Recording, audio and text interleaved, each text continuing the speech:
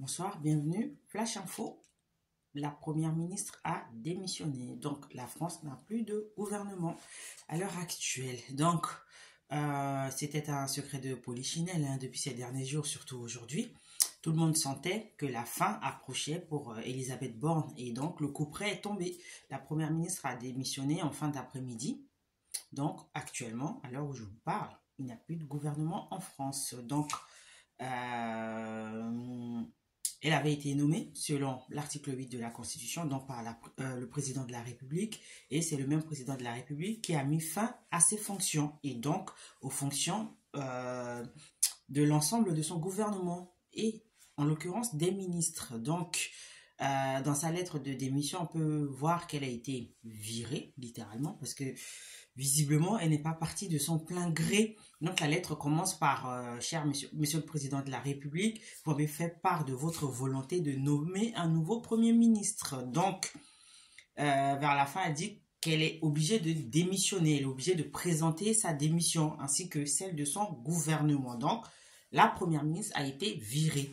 Il faut dire qu'elle détient le record de l'utilisation du nombre de l'article 49.3 de la Constitution, dont on a longuement parlé ici, et donc qui permet de passer en force sans vote sur des textes de loi concernant, par exemple, la loi de finances ou la loi de financement de la sécurité sociale.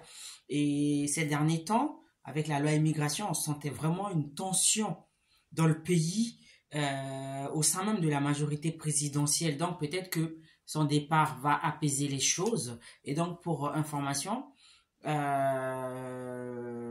Conseil constitutionnel va donner son avis le 25 janvier sur la fameuse loi immigration que